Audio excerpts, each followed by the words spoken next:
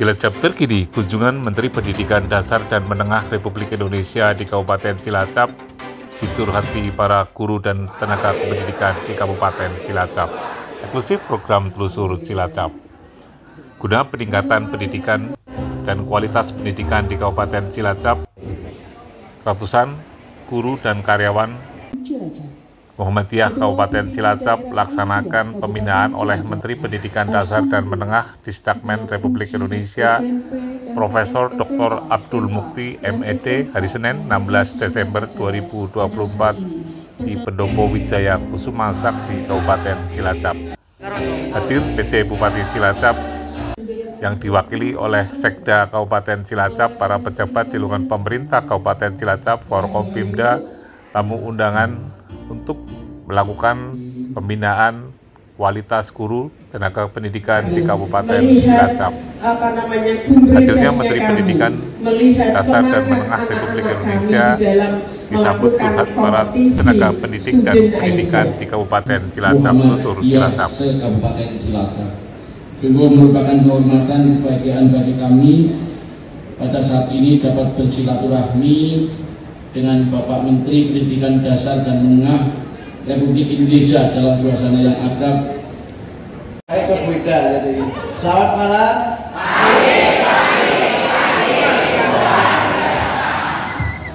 Kurang satu.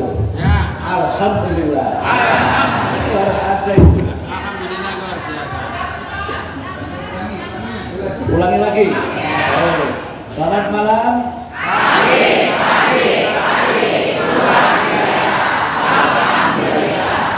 Gitu dong. Ini yang semangat kayaknya yang sudah dapat sertifikasi. Yang terhormat Ibu Dirjen GTK, Ibu Profesor Dr. Menuk Suryani. Beliau cerita ke saya katanya pengurus Asia juga, dan juga anggota BPH Universitas Muhammadiyah Karanganyar. Ibu Ketua Umum Pimpinan Pusat Asia, Bu Salma dan Bu Emi, dan juga siapa lagi yang BP Asia? Berdua saja ya? Ada juga? Oh iya, mohon maaf nggak kelihatan. Karena malam jadi nggak kelihatan. Yang kami hormati Ibu Pimpinan Wilayah Asia Jawa Tengah, Ibu Ida Zahra, dan juga Bapak-bapak dari Balai Besar Guru Penggerak dan juga Balai Pendidikan ya. Gantinya LPMP itu apa namanya? Balai BPMP. Ini menterinya masih demam panggung jadi belum hafal nama-nama lembaganya. Tapi gajinya sudah terima nggak apa-apa. Pak Sekda, matur nuwun Bapak sudah mendampingi kami dan memberikan pelayanan yang luar biasa untuk kita semua. Tepuk tangan untuk Pak Sekda. Mudah-mudahan PJ-nya segera hilang Pak. Bisa langsung nih.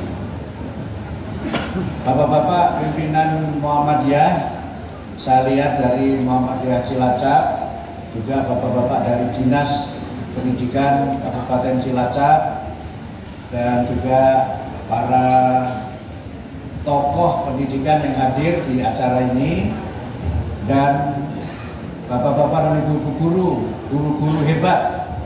Kalau saya menyebut guru hebat, masih ingat yang kaitannya dengan Hari Guru Nasional, apa slogannya? Guru hebat Indonesia kuat. Jadi kalau saya teriakan Hari Guru Nasional 2024, jawabannya Guru hebat Indonesia kuat. Saya ulangi lagi ya. Hari Guru Nasional 2024. Guru hebat Indonesia kuat. Saya sengaja mengajak Bapak Ibu untuk banyak yel-yel karena jam siang begini jam berat. Kalau sekolah ini sudah jam keberapa waktunya mau istirahat begitu.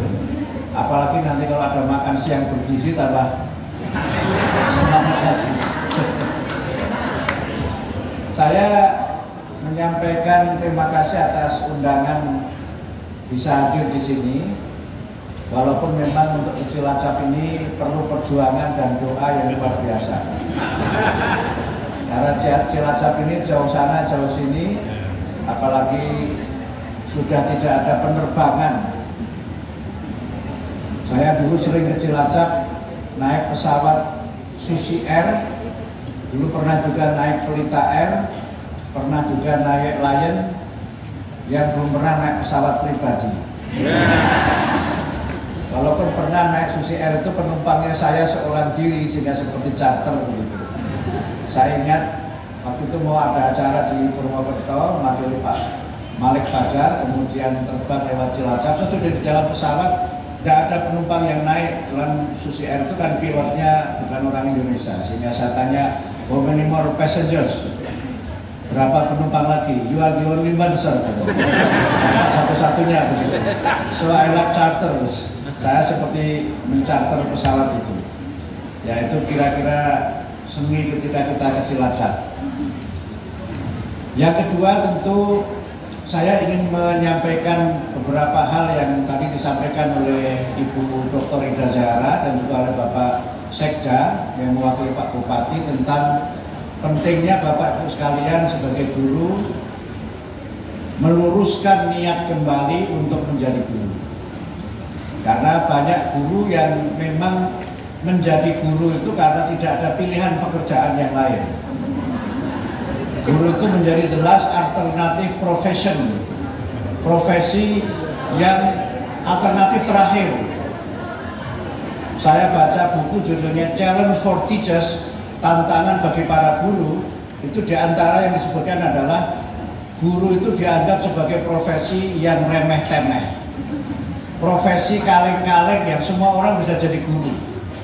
Kira-kira begitu. Karena itu banyak yang awalnya TU kemudian tiba-tiba jadi guru honorer. Awalnya satpam tiba-tiba jadi guru honorer. Nah, karena itu maka menurut saya kita semua harus kembali. Yang pertama, menata niat kita menjadi guru. Bapak Ibu, kalau menjadi guru niatnya mendapatkan gaji yang tinggi, ila yaumil qiyamah nggak akan pernah terjadi. Percayalah, kalau ingin jadi orang yang punya pendapatan tinggi, jadilah pengusaha. Kalau guru nyambi pengusaha juga paling nyambinya jualan buku. Itu pun buku diktat. Dan nanti jadi temuan juga guru jualan buku. Karena itu maka luruskan niat kita semua menjadi guru itu untuk melaksanakan apa yang kita sebut dengan misi profetik atau misi kenabian. Menjadi guru itu memiliki misi utama mencerdaskan bangsa, membantu anak-anak untuk mereka bisa memiliki ilmu, memiliki keterampilan dan akhlak mulia.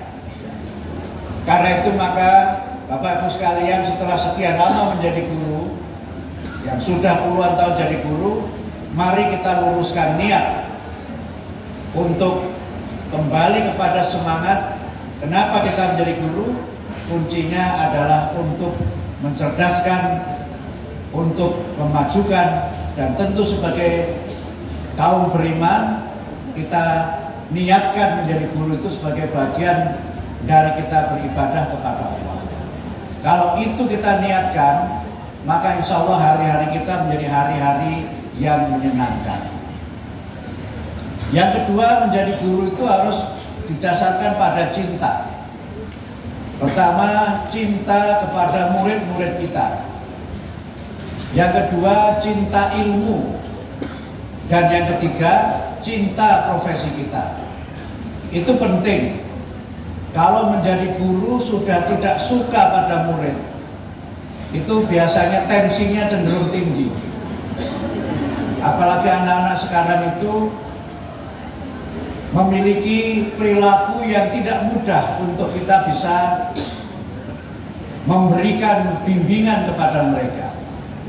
Apalagi ketika kemudian Bapak Ibu guru juga menemukan anak yang mungkin dengan perilaku tertentu dan tidak berani berbuat apa-apa, karena kalau nanti melakukan tindakan-tindakan tertentu yang mungkin dimaksudkan untuk niat baik mendisiplinkan mereka ternyata berurusan dengan aparatur penegak hukum. Karena itu maka dasarnya harus cinta kepada murid, apapun keadaan mereka.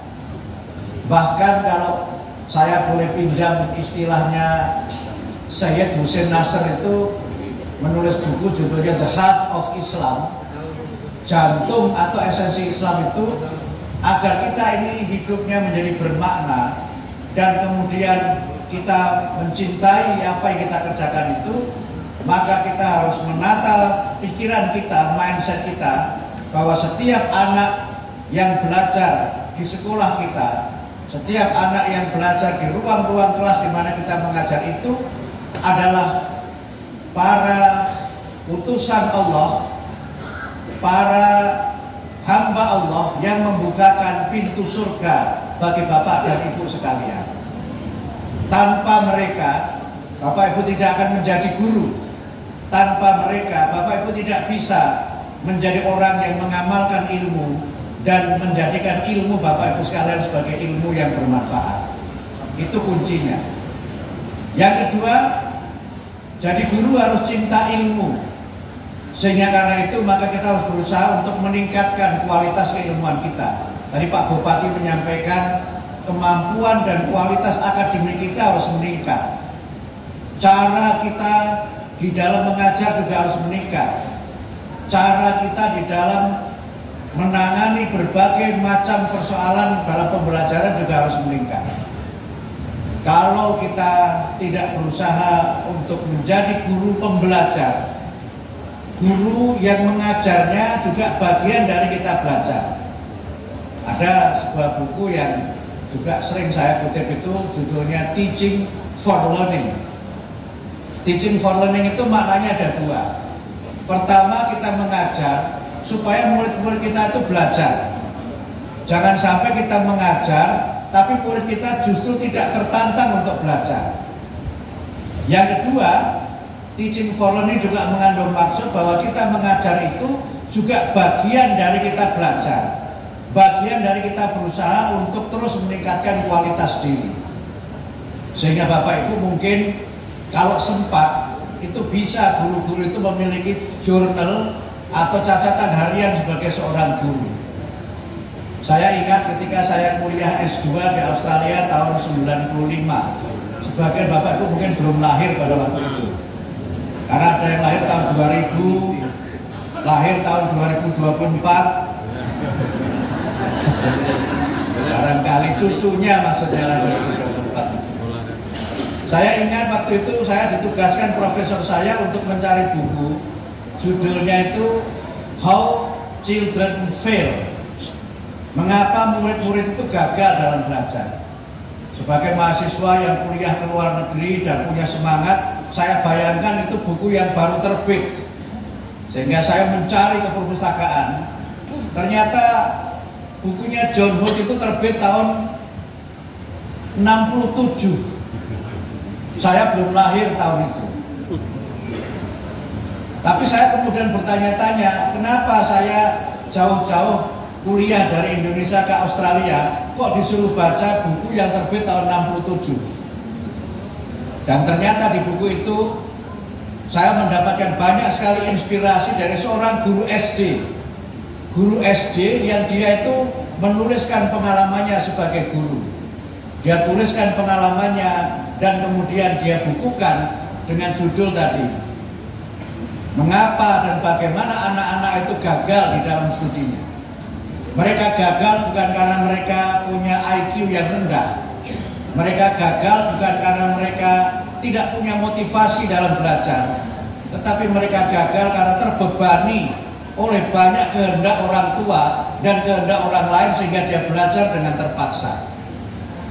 Dan kemudian 50 tahun kemudian, 50 tahunnya itu berarti tahun berapa itu? Kalau 67, 50 tahunnya tahun berapa? Berapa Bu? 2017 buku itu terbit lagi. 50 tahun kemudian buku itu terbit lagi. Ketika saya sedang mencari-cari buku berbahasa Inggris, saya biasanya kalau keluar negeri atau di bandara itu nyarinya buku. Saya jarang nyari oleh-oleh yang berupa makanan, itu jarang. Saya carinya buku. Buku itu terbit lagi dengan judul yang sama, dengan cetakan yang agak modern, After 50 Years.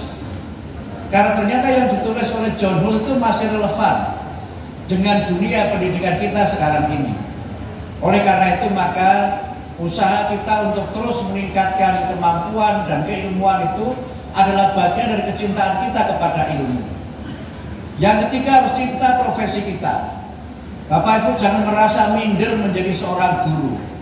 Jangan merasa rendah diri karena menjadi guru. Karena guru adalah profesi yang luar biasa hebat.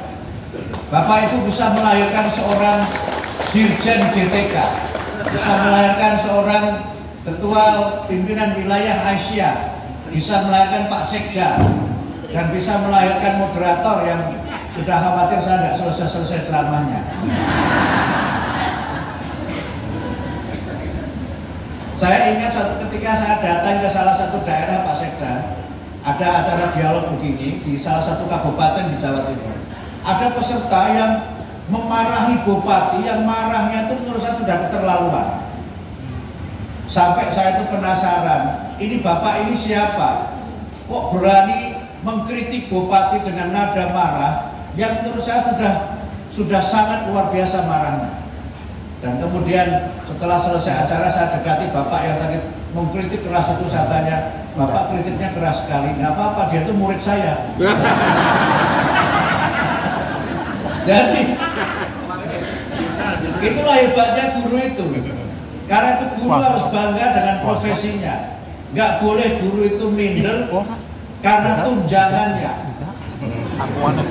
Tidak boleh guru itu merasa rendah diri karena tunggangannya. Karena biasanya guru itu parkirnya agak jauh karena naiknya motor dan sepertinya belum lunas. Tapi itu tidak guru di Cilacap, itu guru di tempat lain. Yang orang beda lah ya. Sampai mawon pada baik. Pada baik ya Mas Kuswan ya. Pada baik, guru-guru Cilacap ya bisa kayak kowe lah.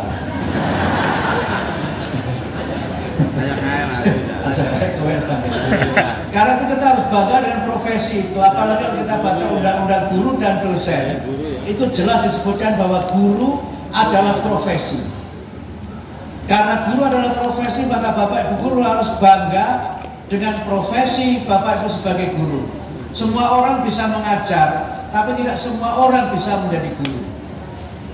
Ini prinsip yang saya kira penting, sehingga karena itu maka Bapak Ibu guru sekalian, kompetensi-kompetensi yang Bapak Ibu miliki itu adalah bagian dari kehebatan seorang guru. Bisa menguasai ilmu yang luar biasa, bisa menguasai keterampilan yang luar biasa, dan kemudian mentransformasikan untuk anak-anak kita. Cobalah kita mencoba melakukan refleksi sederhana. Kalau Bapak Ibu perhatikan, apa profesi yang paling banyak lagunya? Apa profesi yang paling banyak lagunya? Guru. Berbagai macam cara menghormati guru itu disenandungkan oleh para murid-muridnya dengan ketulusan mereka atas jasa para guru itu. Karena itu banggalah Bapak Ibu sekalian menjadi guru. Dosen itu menyusul biasanya. Karena itu saya ingat ketika ada undang-undang guru, itu awalnya dosen tidak ada. Kemudian para dosen protes, mengapa kami nggak dibuat juga undang-undangnya? Akhirnya oleh DPR kemudian ditambah menjadi undang-undang guru dan dosen. Jadi dosen itu nyusul. Dosen itu katut ikut dulu. Gitu. Karena itu memang guru dan dosen itu ya memang baina-baina lah, mirip-mirip gitu. Ya kesejahteraannya juga nggak jauh-jauh beda gitu. Jadi dosen itu kan, saya dosen ya, dosen itu kan bukunya 1 dus, gajinya 1 sen. Jangan dikira kalau profesor itu terus gajinya banyak, enggak juga. Apalagi profesor yang jadi menteri itu tunjangannya semuanya enggak ada itu. Nol semuanya itu. Saya cek rekening saya setelah jadi menteri, enggak ada itu yang transfer dari UIN ke saya itu enggak ada semua. Saya kira jadi menteri tunjangannya double Pak Sekda, ternyata enggak juga. Jadi negara enggak mau rugi. Tapi kita bersyukur karena semua tugas untuk bangsa dan negara adalah tugas yang mulia. Bapak Ibu sekalian, karena itu maka dengan menyadari kembali profesi kita dan dengan 3 prinsip itu, maka berbagai hal yang sifatnya administratif itu jangan Bapak Ibu sikapi dengan perasaan yang memberatkan. Karena apa? Berat itu soal perasaan, bukan soal keadaan. Ada orang yang tugasnya ringan, tapi karena tidak tulus itu menjadi begitu berat melakukannya. Sehingga karena itu maka kami berusaha untuk, walaupun belum besar, berusaha untuk memahami bagaimana supaya tugas guru ini kita usahakan supaya fokus pada apa yang Bu Dirjen sering menyebut dengan 5M. Mengajar, mendidik, menyiapkan materi pelajaran, menilai, dan jangan lupa membimbing. Sehingga guru tidak boleh hanya menjadi pembicara di depan kelas yang tidak peduli kepada kesulitan murid-muridnya, tidak peduli kepada keadaan murid-muridnya. Guru itu harus punya alertness, rasa kepekaan yang tinggi. Mengapa si A ini di kelas senantiasa tidur? Jangan kemudian jadi guru yang ketika tidur anaknya langsung dimarahi dengan kemarahan yang tidak sesuai dengan lamanya dia tidur. Saya ingat dulu itu waktu sekolah itu, kalau habis pelajaran olahraga itu kan biasanya ngantuknya luar biasa. Saya tidak tidur, cuma tertidur. Beda kan ya tidur dengan tertidur. Kalau tidur itu kan niat, kalau tertidur itu tidak niat. Tapi biasanya tertidur itu lebih nikmat daripada tidur. Saya disuruh berdiri di kelas dengan 1 kaki sampai pelajaran selesai. Kalau ada guru seperti itu sekarang ini, itu perlu ikut pelatihan lagi. Guru yang kalau ngajar itu melihat wajah muridnya, yang dihafal hanya yang ganteng, yang dihafal hanya yang cantik. Sehingga banyak guru yang kemudian selain pembinaan juga pembinian murid-muridnya itu. Ini biasanya guru yang masih bujang. Makanya beberapa ulama tokoh itu mengatakan syarat guru itu supaya mengajarnya baik itu harus sudah berkeluarga. Kalau tidak, ya nggak khusyuk jadi guru itu. Ini Pak Kuswan tertawanya semangat. Pengalaman. Yang ada wani ngomong kayak gue lah. Jadi kita harus kemudian berusaha untuk memperhatikan murid-murid kita. Dalam teori namanya individual differences. Semua anak itu punya kemampuan yang berbeda, sehingga jangan mereka itu kita samakan. Karena itu adalah lagunya Arofik itu kan, jangan-jangan samakan itu. Itu juga harus jadi lagunya para guru itu, jangan-jangan samakan. Gak usah nyanyi di sini, nanti ada forum lain. Karena itu Bapak Ibu sekalian, tingkatkan kemampuan dan kualitas diri. Karena anak-anak kita itu adalah titipan orang tua kepada kita. Mereka dititipkan kepada kita semua sebagai guru, agar mereka menjadi anak-anak yang hebat, anak-anak yang pada waktunya akan melanjutkan perjuangan kita. Sehingga dengan cara seperti itu Bapak Ibu sekalian, kami lewat berbagai regulasi yang ada, ini Bu Nunuk sudah menyiapkan juklat dan juknisnya. Mulai tahun 2025 nanti Bapak Ibu guru tidak harus mengajar 24 jam tatap muka. Mumpung ada Pak Kadis ini saya sampaikan.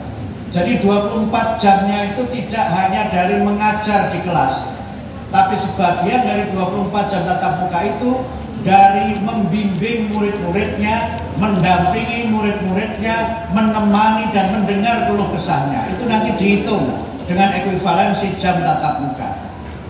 Dia mungkin hanya mengajar cukup beberapa, mungkin yang guru agama mengajar di SMP atau SMA, agama itu kan hanya 3 jam seminggu. Kalau kelasnya itu rondonya hanya 1, berarti hanya 9 jam dalam seminggu. Cukup 9 jam itu, nggak usah nyari jam lain di sekolah lain. Cukup dengan 9 jam itu, tapi kemudian harus ada tugas lain yang dihitung ekuivalen dengan jam tatap muka. Mendampingi murid mengaji di luar kelas, mendampingi murid supaya bisa mengatasi kesulitan belajar, mendengar kegalauan murid dan sebagainya, itu nanti dihitung sebagai bagian dari pemenuhan yang sama dengan jam tatap muka. Meningkatkan kualitas diri, mengikuti pelatihan-pelatihan yang memang berkaitan dengan peningkatan profesi, itu juga nanti dihitung. Sehingga continuing professional development dalam bentuk misalnya mengikuti pelatihan, saya sudah bilang kepada Bu Dirjen, nanti MGMP dihidupkan lagi. Nanti guru-guru inti, guru master kita tugaskan lagi, sehingga dengan proses ini mengikuti berbagai macam kegiatan untuk peningkatan profesi juga kita hitung sebagai bagian dari melaksanakan tugas yang ekuivalen dengan tatap muka itu. Termasuk yang nanti kita hitung adalah keaktifan di masyarakat, menjadi pengurus PKK yang ibu-ibu. Bapak-bapak pengurus PKK ada enggak? Bapak-bapak pengurus apa itu, Pak? RT misalnya. Pengurus RT, pengurus RW. Menjadi pengurus PGRI, pengurus Forum Guru Muhammadiyah, Forum Guru Persatuan Guru NU, atau yang lainnya. Berbagai kegiatan di masyarakat bisa kita hitung yang ekuivalen dengan tatap muka, termasuk menjadi pengurus Aisyah juga kita hitung. Nah, ngitungnya bagaimana guru yang nanti membuat jumlah dan juznya. Inilah enaknya jadi menteri, tinggal punya ide apa, dirjen yang melaksanakan. Kalau dirjen tidak melaksanakan, menugaskan direktur. Makanya direktur di kementerian itu ada yang canda, memang eselon 2 tetapi direken batur. Ada yang bilang begitu karena apa? Direken batur bukan berarti rendah, bukan, tetapi menjadi mitra kami dalam melaksanakan banyak kebijakan. Seperti menteri ini kan pembantu. Jadi sekarang saya itu pembantunya Pak Prabowo.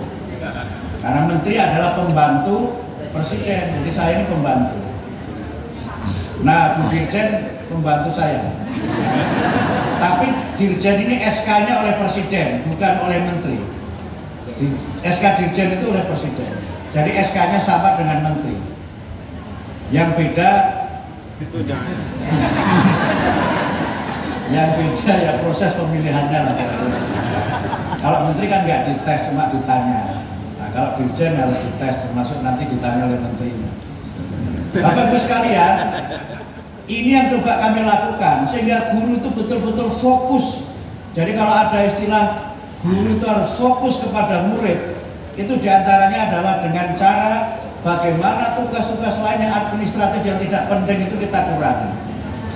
Sehingga dalam laporan kinerja itu tidak perlu upload, cukup dibuat tertulis, nanti diserahkan kepada kepala sekolah yang memverifikasi dan menguploadnya.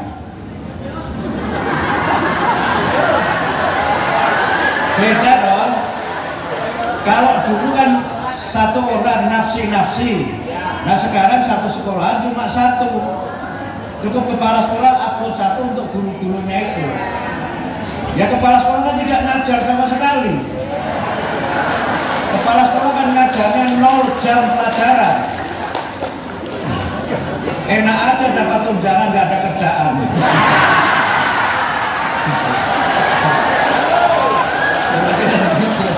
Ini saya bicara begini disaksikan Pak Sekda loh ya. Jadi ada Pak Kepala Dinas juga. Ya.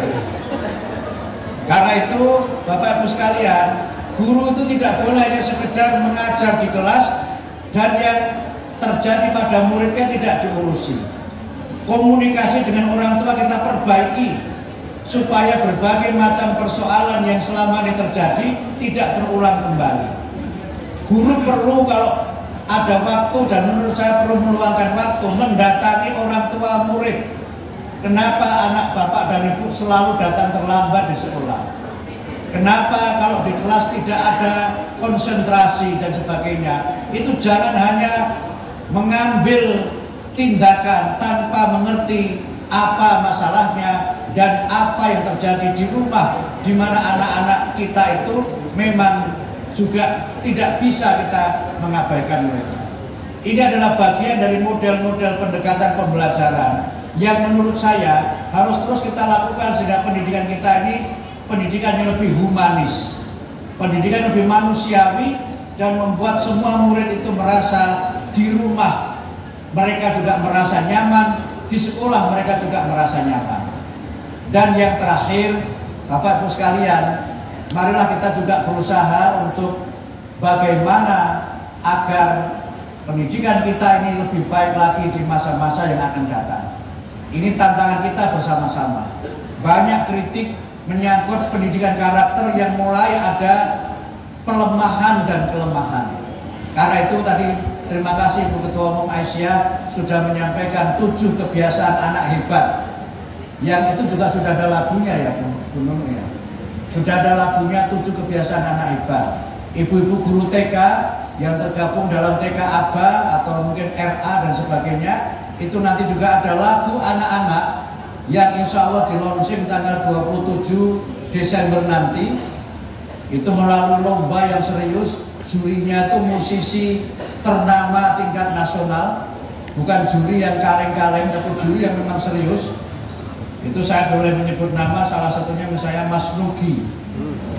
Nah, Nugi tahu ya Bu ya? Lagunya apa? Lagunya apa? Kerudung Putih? Bukan. Kerudung Putih itu Omai Ramai, itu lagunya Pak Kusman itu Kerudung Putih itu. Atau lagunya kan Sajid itu Kerudung Putih itu. Nah itu Mas Nugi itu musisi ternama untuk masuk Dewan Juri. Aransemen musiknya itu oleh Mas Dwiki Darmawan. Jadi ini serius ini, nggak kaleng-kaleng ini. Serius, supaya apa? Anak-anak itu mulai makin banyak koleksi lagu-lagu yang mendidik, yang edukatif. Jadi anak-anak nanti tidak hanya nyanyi lagu Pelangi-Pelangi Alangkah Indahmu, tapi juga ada lagu lain. Tapi jangan sampai anak-anak malah lebih hafal Pelangi di Matamu daripada Pelangi-Pelangi Alangkah Indahmu. Kalau anak-anak sampai nyanyi Pelangi di Matamu hafal, berarti ibunya sering nyanyi itu. Bapak Ibu sekalian, ini bagian dari kita memperkuat pendidikan karakter.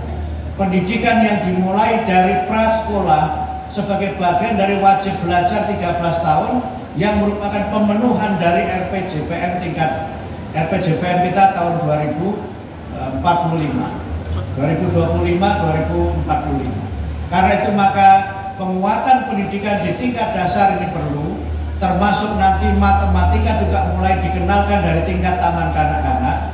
Dan untuk SD itu ada 2 mata pelajaran pilihan, yaitu coding dan artificial intelligence. Ini ilmu yang saya kira tidak baru sama sekali, karena tadi Pak Di ada yang minta tanda tangan ke saya juga, katanya di sekolah kami coding sudah mulai diajarkan dari kelas 1 SD, tapi nanti itu masih pelajaran pilihan mulai kelas 4 dan seterusnya sampai SMA. Tapi yang belum siap ya tidak apa-apa, karena ini sifatnya masih pilihan. Tapi di banyak sekolah ternyata kami menemukan sudah banyak coding ini diajarkan bahkan mulai kelas 1 SD, dan tidak semua coding itu harus lewat internet, tapi ada yang unplug yang tidak pakai internet, bahkan ada tidak pakai alat tertentu tapi bisa dikembangkan seperti permainan biasa, karena itu melatih kreativitas, melatih kolaborasi, dan juga melatih berpikir kritis dan berbagai keterampilan yang selama ini kita ketinggalan dibandingkan dengan negara-negara yang lainnya. Saya kira saya harus berhenti sampai di sini untuk memberikan pengantar untuk kita bisa berdialog, dan tadi moderatornya juga mengatakan sifatnya itu talk show. Talk show itu artinya ya show-nya orang ngomong, menonton orang ngomong, itulah talk show, kira-kira begitu.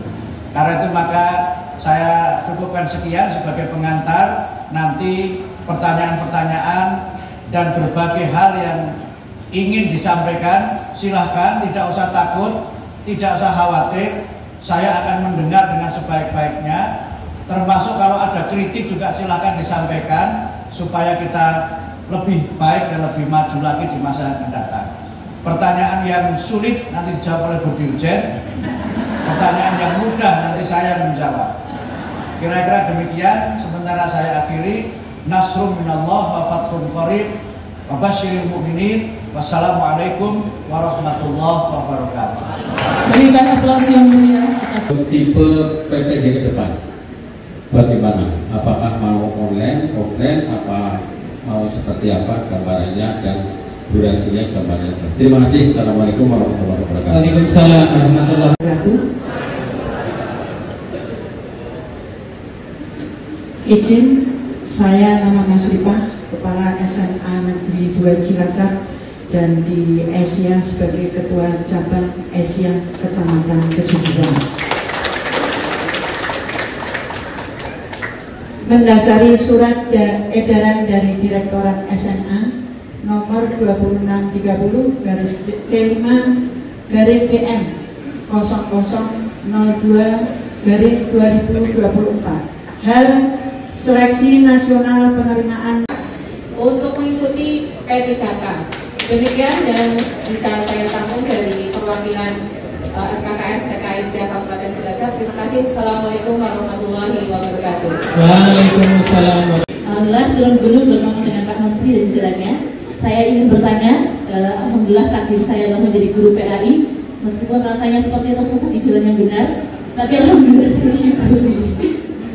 Pertanyaannya satu saja Pak, tentang nasib guru PAI di PPG-nya khususnya di Kabupaten Cilacap. Kami itu sudah dites dari tahun 2022 dan mungkin ada juga yang dari tahun sebelumnya, tapi sampai saat ini belum ada panggilan. Info terakhir sedang diusahakan dan diusahakan dengan dana dari Basnas, kalau nggak salah itu ya tentang pendanaan Pak. Nah kami mohon untuk diperhatikan PPG Guru PAI ini Pak, kami titipkan nasib kami juga. Begitu Pak yang bisa saya sampaikan, mungkin juga mewakili rekan-rekan Guru PAI hari ini. Terima kasih dan mohon maaf. Wassalamualaikum warahmatullahi wabarakatuh. Baik, terima kasih. Perundangan untuk 3 pertanyaan kita Bapak Ibu. Izin Bapak Menteri saya rangkum sedikit. Yang pertama dari Pak Maskur, beliau dari PCM Kecamatan Majengan, masih masuk Cilacap. Pertanyaannya tentang P3K yang bahasa beliau jadi seperti tsunami di sekolah swasta. Karena biasanya guru-guru yang hebat itu pindah ke sekolah negeri. Kemudian yang kedua tentang PPT nanti kedepannya seperti apa? Bu Nurul, silakan Prof. Terima kasih pertanyaannya Pak Menteri, Pak Sekda, Bapak Ibu pimpinan Aisyah dan semua saja yang hadir. Saya ingin menjawab pertanyaan memang dari saya juga.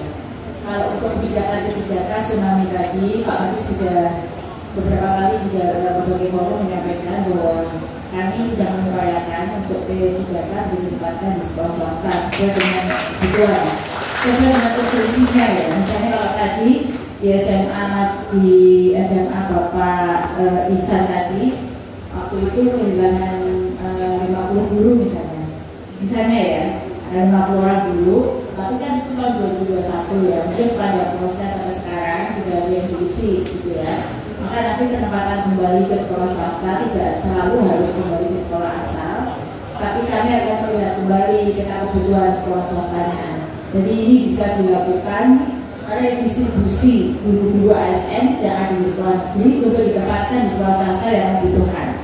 Jadi tentu kita lihat kembali, jadi tidak bisa kembali lagi dulu gitu ya, karena kan mungkin kami juga ada PPG jabatan yang gurunya sudah diganti atau sudah ada pengganti yang lain, supaya distribusi ini baik sesuai dengan beban kerja dan kebutuhan guru ya, sehingga nanti si guru tersebut tetap akan mendapatkan kegiatan.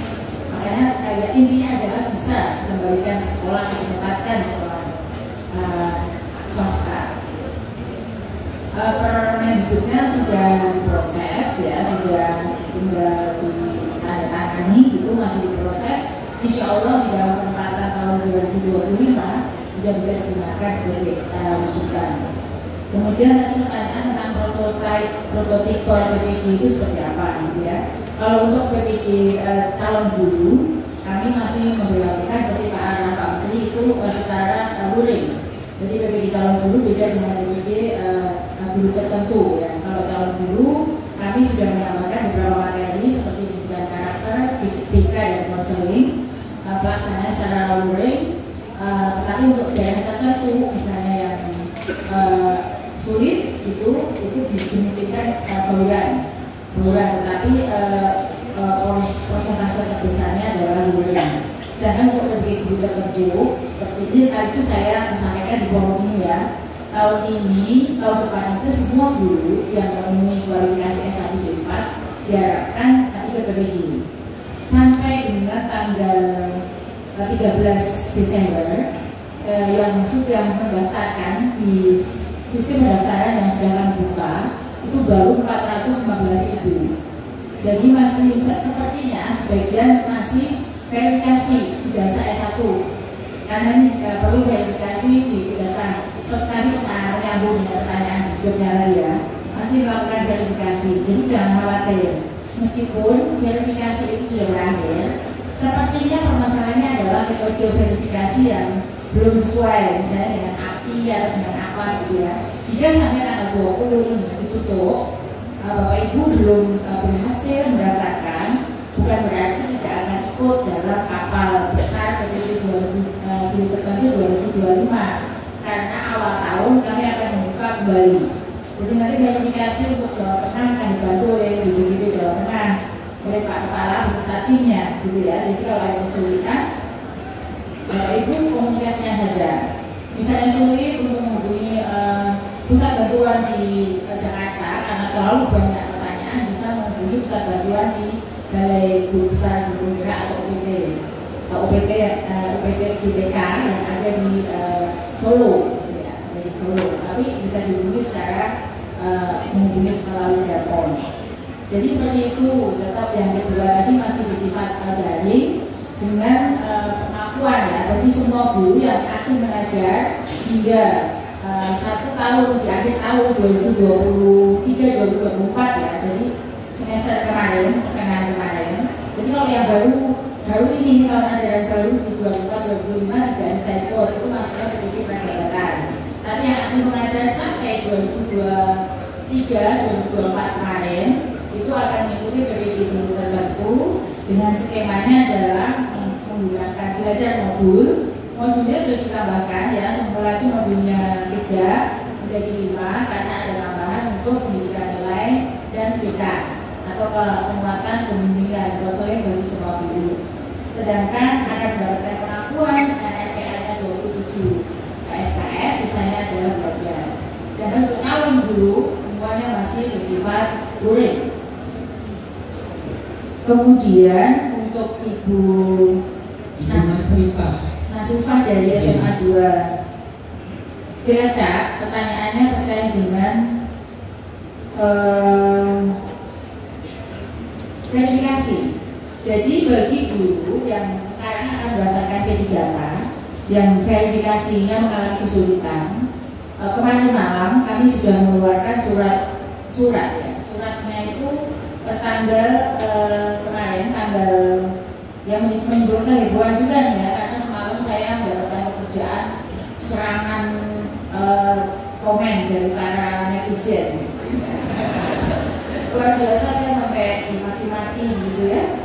Tapi tidak apa-apa, ini bagian dari pekerjaan. Jadi Bu, karena kami melihat banyak sekali guru yang mengalami kesulitan ketika pindah antar instansi seperti yang diceritakan. Misalnya dari sekolah SMK 1 ke SMK berikutnya, dan masa kerjanya sepertinya tidak terakomodir ya, meskipun sudah mengajar 5 tahun baru terbaca dalam sistem itu 1 tahun karena pindahnya baru, sehingga yang bersangkutan tidak bisa melanjutkan pendaftarannya urusan apa saja ya, karena masa kerjanya hilang, dianggap hilang. Maka kemarin semalam ya tanggal 14 Desember mengeluarkan surat dan ditujukan para dinas pendidikan kabupaten kota seluruh Indonesia untuk membantu guru yang mengalami kesulitan tersebut. Di situ suratnya itu nanti kalau misalnya secara data tidak terbaca, tapi tim Dapodik itu tahu pergerakan data ibu. Misalnya ibu ternyata sudah punya waktu mengajar 2 tahun berturut-turut, tapi di Dapodik baru 1 tahun. Nanti bisa melalui di dalam surat tersebut bisa menggunakan SPTJM, surat pertanggungjawaban mutlak yang ditandatangani oleh PPK setempat yang akan dipakai sebagai bukti pendaftaran, dan nanti kami akan menempel. Nah, kekhawatiran para lulusan PPG Prajabatan yang baru itu dengan adanya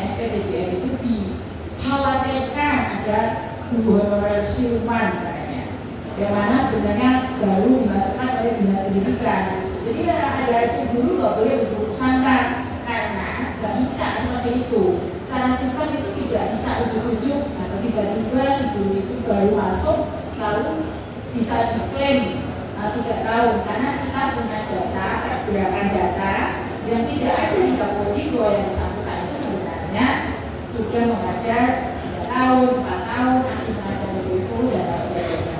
Nanti silakan dilihat suratnya atau saya kirimkan surat edarannya. Kepala Dinas Pendidikan Kabupaten Kota semua sudah punya, dan ini membantu para guru yang mengalami kesulitan. Ya. Jadi seperti ini ya, sebabnya karena kesalahan dalam penggunaan Dapodi, lalu keterlambatan penggunaan Dapodi oleh operator, dan juga pemindahan antar instansi daerah sehingga masa kerja dari instansi daerah kurang dari 2 tahun kita baca di sistem. Kemudian kalian status menjadi guru, mahasiswa atau usaha pindah setting yang menjadi guru, begitu ya. Itu menyebabkan guru-guru tidak dapat melakukan pendaftaran, khususnya SN sebenarnya. Nah, oleh karena itu bisa dilakukan dengan si kepala dinas atau PPK-nya melakukan SBMPTN. Bukan berarti langsung diklaim, nggak bisa, nanti akan ada kembali. Itu ya Bu ya, jelas ya. Jangan khawatir, semuanya ada solusinya, tapi perlu bertanya memang. Jadi kalau tidak tahu, jadi maki-maki itu dulu. Tapi itu sudah biasa di maki-maki dulu. Kemudian untuk yang ketiga Pak Tio Ibu, follower Ibu. Pertanyaannya kurang lebih tentang P3K, apakah ada kemungkinan dikembalikan ke sekolah dasar? Iya, itu kembali pasal 1 tadi ya. Iya. Jadi sebenarnya dimungkinkan ya, dimungkinkannya itu bukan misalnya sekarang SMA Muhammadiyah atau SMK Muhammadiyah 2 butuh guru, itu formasi itu tidak bisa, tapi ditempatkan guru yang sudah ada di sekolah-sekolah itu bisa ditempatkan kembali. Jadi sebenarnya Mas Tio ini bisa saja ditempatkan kembali di sekolah asalnya jika di situ membutuhkan. Tapi syaratnya memang kalau untuk P1 kan beliau itu P1 ya, itu harus ada izin dari ketua yayasan untuk diikutkan P3K. Syaratnya untuk bisa ikut seleksi itu kan ya Mas ya. Mungkin tiga-tiganya saya jawab. Terima kasih Prof. Nunu. Baik, Bapak Ibu, tepuk tangan untuk acara kita luar biasa. Narasumber kita lengkap di sini dan beliau memang yang punya kewenangan untuk menjawab. Termin kedua Bapak Ibu, silakan ini dari depan 1. Pak, baik, Pak Darmono dulu, silakan Pak Darmono. Saya nggak ke depan Bapak Ibu karena saya kurang cermat melihat. Silakan Pak Darmono. Bismillahirrahmanirrahim. Assalamualaikum warahmatullahi wabarakatuh. Yang terhormat Pak Menteri, perkenalkan saya Sudarmono, jabatan Sekretaris Majelis Dikdasmen PDN Cilacap. Kebetulan adalah seorang pengawas sekolah dasar di Kecamatan Juregi. Jabatan lain di organisasi Sekretaris PGRI Kabupaten Cilacap. Sehingga selama bertemu kembali Pak, kemarin dari Sabtu saya ikut menyimak pidato Bapak di Padepokan Pencaksilat TNI ketika hari ulang tahun ke-9 TNI di Karangsono. Saya seorang pengawas halu dengan banyaknya kekosongan kepala sekolah Bapak. Di Kecamatan Juregi yang saya bekerja di sana pun ada 10 sekolah dari 36 sekolah negeri dasar. Yang kedua, lalu pula karena saya seorang pengawas sekolah, tahun ini sebagai tim kerja untuk menilai kinerja kepala sekolah mendapat tugas untuk menilai di 3 kecamatan.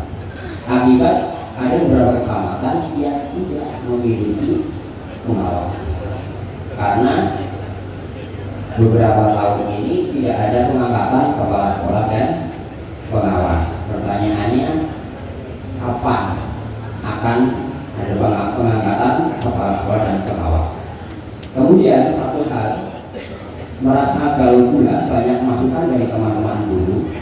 Pengangkatan kepala sekolah yang terjadi periode kemarin karena persyaratannya harus dari guru penggerak, sehingga terjadi guru yang sudah memiliki pangkat 4A atau 4B. Beliau pernah menjadi wakil kepala sekolah, punya pengalaman yang sebidang, menjadi guru yang berprestasi. Karena tidak memiliki bisa jadi guru penggerak, kalah dengan guru yang baru saja 3B. Pengalaman mengajar yang sangat unik, tahu-tahu kemudian jadi kepala sekolah. Pada seorang manajer harus memiliki pengalaman bukan hanya secara akademik, bukan hanya IT, tapi juga memiliki keterampilan dan juga kemampuan sosial dan lain sebagainya. Termasuk pengawas itu hanya langsung dari guru jadi pengawas. Menurut kami tidak begitu perlu diulang karena apa? Ada juga karena guru yang menjadi pengawas, biasa saja ketika dia datang ke sekolah, mungkin ada kepala sekolah yang menjadi pokok-pokok tahu kepala sekolah. Terima kasih. Assalamualaikum warahmatullahi wabarakatuh. Waalaikumsalam warahmatullahi wabarakatuh. Baik, yang kedua. Baik, silakan Ibu. Dari perwakilan PAUD ya. Iya, silakan. Assalamualaikum warahmatullahi wabarakatuh. Waalaikumsalam warahmatullahi wabarakatuh. Izin Bapak Menteri Budi Dirjen, saya Nasiati, Kepala TK ISIA 8, Ketua KKS TK ISIA Kabupaten Cilacap, Guru Penggerak Angkatan 1 tahun 2021. Mewakili teman-teman, kami menyambut baik program dari Pak Menteri tentang pendidikan wajib belajar 13 tahun yang dimulai itu dari TK. Pertanyaannya, apakah kami guru TK yang terdiri dari TK formal dan non formal itu yang pertama dari formal di Bapak apakah mendapat kesempatan untuk mengikuti sertifikasi? Selanjutnya, apakah juga nanti ada kesempatan untuk guru TK untuk mengikuti P3K? Demikian dan bisa saya tampung dari perwakilan RKKS TK ISIA Kabupaten Cilacap. Terima kasih. Assalamualaikum warahmatullahi wabarakatuh. Waalaikumsalam warahmatullahi wabarakatuh. Belakang silakan, cepat maju. Ya, salah satu. Silakan Ibu. Insya Allah perwakilannya lengkap ini. Dari PAUD sudah ada penanya, dari pengawas ada, dari PCM ada, dari yayasan ada, dari kepala sekolah negeri ada. Baik, silakan nama serta dari mana. Bismillahirrahmanirrahim. Assalamualaikum warahmatullahi wabarakatuh. Terima kasih untuk kesempatannya. Nama saya Diani Iman Ibunani dari SD Muhammadiyah Surusunda, Kecamatan Karangkucing yang ada di Pucuk Gunung. Iya betul. Alhamdulillah turun gunung bertemu dengan Pak Menteri dan jajarannya. Saya ingin bertanya, alhamdulillah takdir saya adalah menjadi guru PAI. Meskipun rasanya seperti tersesat di jalan yang benar, tapi alhamdulillah saya syukur. Pertanyaannya satu saja Pak, tentang nasib guru PAI di PPD-nya khususnya di Kabupaten Cilacap. Kami itu sudah dinas dari tahun 2022 dan mungkin ada juga yang dari tahun sebelumnya, tapi sampai saat ini belum ada panggilan.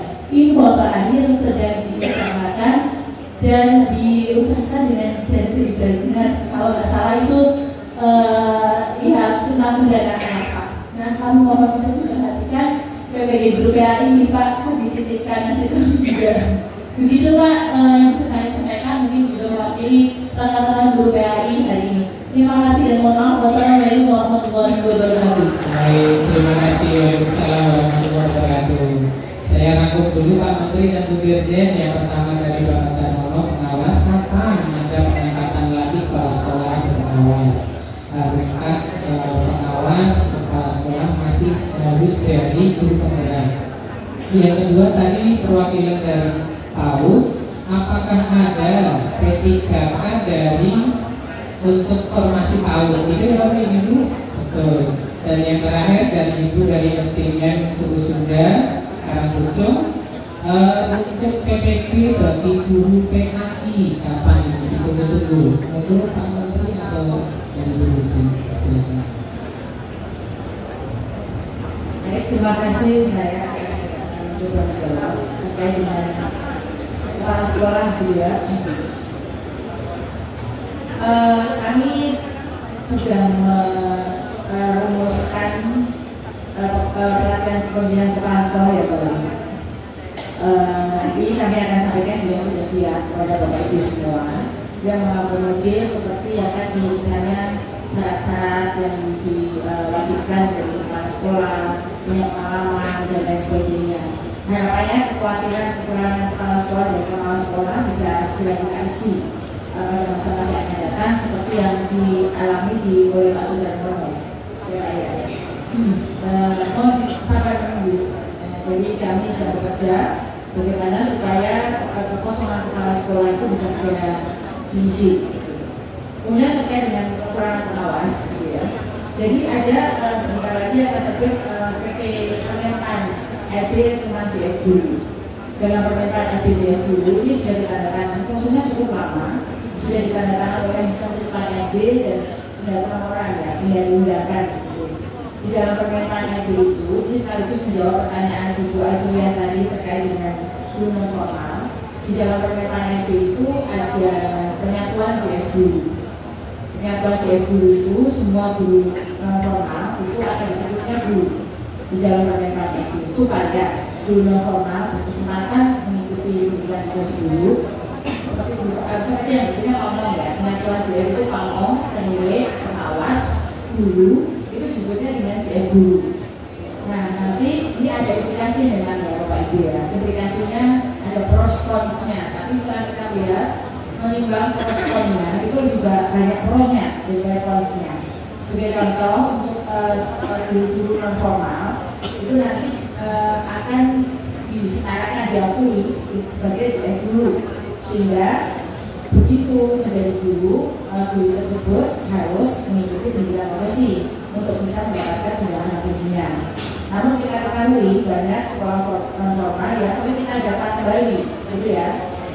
Ada pendataannya karena belum ada izinnya juga banyak, beberapa ke satu RT lalu pendidikan KP juga banyak. Jadi ini ada indikasi akan pendataan terkait dengan sekolah-sekolah non formal supaya guru-gurunya bisa kita data kembali.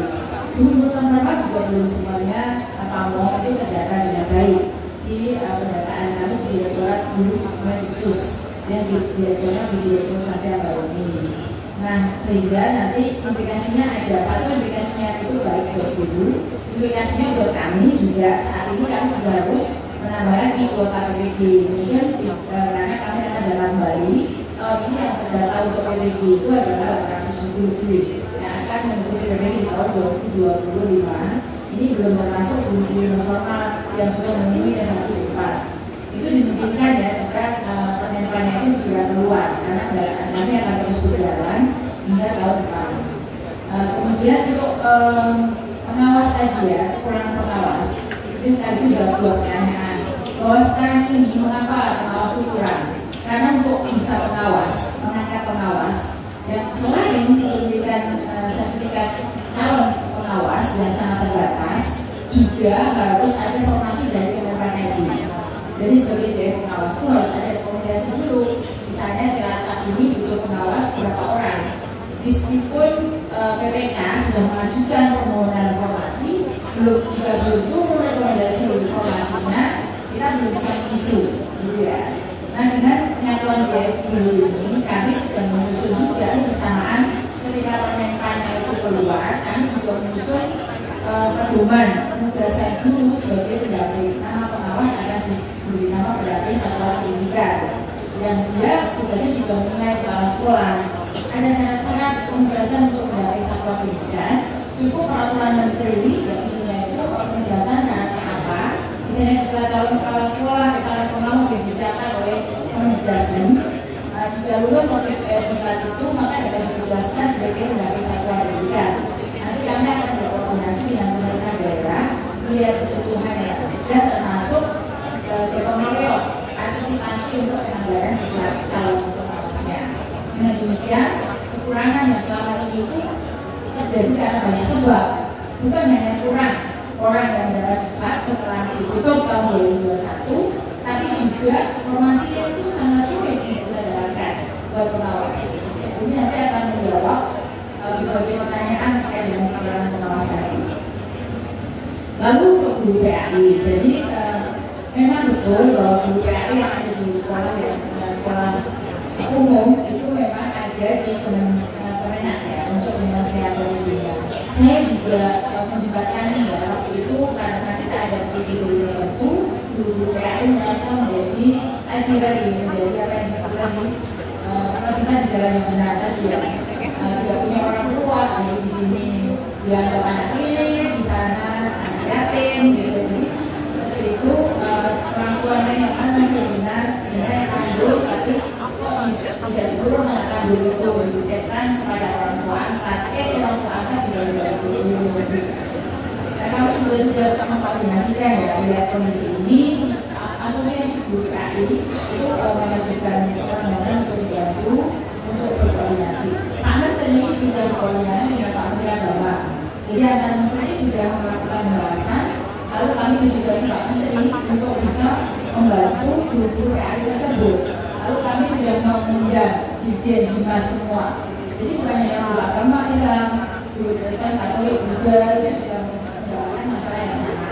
Kalau saya lihat antriannya adalah 40 tahun untuk ikut pendidikan. Sehingga Pak Menteri menugaskan saya untuk terus mengawal proses PPD tersebut. Bahkan Pak Menteri juga memerintahkan saya untuk bersedekah gitu ya. Kalau bisa sedekah uang ya sedekah APBN menurut beliau itu ya.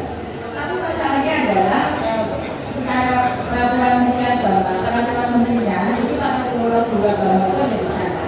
Yang bisa kita lakukan adalah membantu penyiapannya. Dan insya Allah ini sudah terlihat hilalnya sudah ada.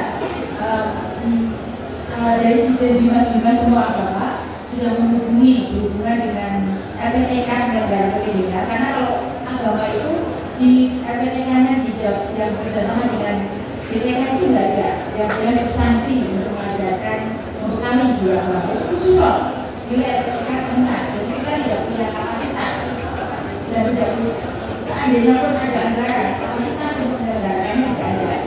Sehingga itu yang sedang kami carikan jalan keluarnya dan alhamdulillah tim teknis ya setelah kami Menteri dengan Pak Menteri Dirjen sudah ketemu, sekarang tim teknis sudah ketemu. Sehingga program PPD akselerasi atau transformasi itu sudah dibicarakan antara RPTK dan PPD dengan Bimas. Insya Allah di tahun 2025 dilaksanakan. Jadi perlu dikawal saja Bapak Ibu karena dengan dikawal memastikan bahwa apa yang diinspirasi Bapak Ibu itu dapat dilaksanakan dengan baik. Ibu masih ada satu untuk yang P3K dari PAUD apakah ada formasi? Oh ya, sebentar. Jadi kalau selama ini kenapa formasi untuk BPK atau PAUD itu sedikit? Karena selama ini itu formasi P3K kan hanya untuk sekolah negeri. Sementara TK negeri itu sangat berlebih dulu. Jadi tidak ada formasi bahkan berlebih dulu. Jadi nanti yang bisa kita lakukan adalah mendistribusikan kelebihan dulu sekolah-sekolah negeri itu ke sekolah swasta. Karena kurang maka dana tertentu saja yang kurang TK negeri ya. Karena aturan yang digunakan untuk P3K itu dalam ASN. Itu ya Bapak Ibu, terima kasih. Demikian Bapak Menteri berkenan menambahkan. Baik, saya ingin menambahkan beberapa hal yang sifatnya umum saja, tidak yang teknis. Yang tadi pertanyaan Ibu mengenai penerimaan mahasiswa di 2025, kami sudah ada pertemuan dengan panitia seleksi mahasiswa baru, baik SMA yang menggunakan kurikulum K13 maupun Merdeka Belajar itu keduanya boleh mendaftar. Sehingga persyaratan disebutkan itu mengikuti kurikulum nasional yang berlaku. Sehingga dengan frasa seperti itu maka yang menggunakan kurikulum K13 maupun yang menggunakan kurikulum Merdeka kedua-duanya dapat tetap mendaftar dan tetap punya peluang untuk bisa diterima melalui jalur yang tanpa tes. Kemudian yang kedua yang berkaitan dengan saya kira tidak semua ya. Tes masuk perguruan tinggi kan jalurnya ada 3, kita tetap tidak ada perubahan. Jadi ada yang jalur tanpa tes, ada jalur yang menggunakan tes bersama, dan ada yang menggunakan jalur mandiri. Nah itu tidak ada perubahan, sehingga mungkin Bapak juga bisa melihat, hanya mungkin untuk yang paket C itu memang harus lewat tes, jadi tidak ada paket C yang tanpa tes. Kenapa seperti itu? Tanya kepada panitia di perguruan tinggi. Kemudian yang berikutnya yang tadi soal guru PAI sudah selesai semua saya kira. Kemudian untuk kepala sekolah, satu kepala sekolah itu sudah dicampurkan oleh gubernur. Jadi nanti kepala sekolah dan pengawas itu tidak harus dari guru penggerak. Tetapi guru penggerak tetap boleh ikut. Guru penggerak tetap boleh ikut. Guru yang tidak penggerak tidak boleh ikut. Yang tidak guru penggeret. Nah, jadi nanti kita akan ubah peraturan menterinya, sehingga karena itu maka berbagai kekosongan kepala sekolah dan sebagainya Pak pengawas itu, termasuk kekurangan pengawas juga memang nanti akan kita bisa penuhi dengan model rekrutmen dan persyaratan yang nanti pada waktunya akan terbit, karena itu tidak perlu melibatkan Menpan, tapi bisa diselesaikan oleh Menteri Pendidikan Dasar dan Menengah sendiri. Baik, tepuk tangan satu lagi boleh Bapak Jin, ini ada pertanyaan yang masuk lewat chat saya, saya bacakan. Bapak Menteri, intinya sekarang ini guru dalam tanda petik ada keresahan, di mana iklim belajar siswa ini sekarang ini sulit untuk dikendalikan. Karena apa Bapak? Siswa dengan kalau sudah satu tahun belajar di satu kelas tertentu, untuk tidak naik itu bahasanya sekarang tabu Bapak. Untuk naik itu tabu alias hampir bisa dipastikan naik. Kemudian nanti pada saat selesai dalam akhir jenjang itu UN tidak ada, sehingga anak-anak tidak tergelitik untuk belajar. Di samping itu untuk masuk ke jenjang berikutnya, anak-anak ini juga hanya berdasar sementara ini zonasi, sehingga tidak tergerak untuk lebih belajar lagi, effortnya menjadi rendah. Ini kira-kira kebijakan Bapak untuk kembali menaikkan gairah belajar anak-anak Indonesia seperti apa? Terima kasih. Baik, terima kasih. Ini pertanyaan paling sulit dari sekian pertanyaan yang ada. Karena itu jawaban saya sabar. Kenapa saya katakan sabar? Sekarang PPDB mungkin nanti namanya kita ganti, mungkin namanya penerimaan murid baru saja biar gampang.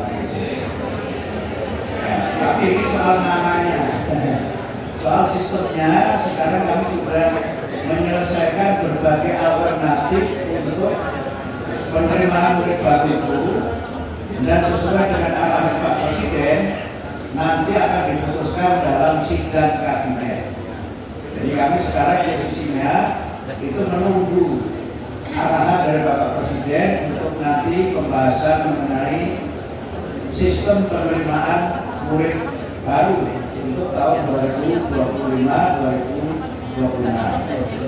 Karena ini menyangkut sistem yang memang sangat kompleks dan kami mendengar masukan dari banyak pihak, maka kami berusaha untuk nanti sebelum bulan Maret atau paling telat bulan Februari, peraturan mengenai sistem penerimaan murid baru itu mudah-mudahan sudah dapat kami terbitkan. Yang kedua, soal UN itu juga jawabannya sabar saja juga. Tapi satu yang ingin saya katakan, tahun semester depan ini itu tidak ada ujian nasional. Karena sekarang kita di pertengahan semester. Di pertengahan semester itu biasanya pengalaman saya waktu masih BSNP dulu, persiapan itu 1 tahun. Karena harus mendata semua peserta, menyiapkan soal-soalnya, menyiapkan perangkatnya dan berbagai hal termasuk pengawas dan sebagainya. Maka soal ujian nasional sekarang ini kami sudah punya berbagai skenario. Saya menyampaikan di acara DPR itu soal UN itu sudah 95% selesai konsepnya, tetapi nanti bagaimana pelaksanaannya juga jawabannya nunggu bok sabar.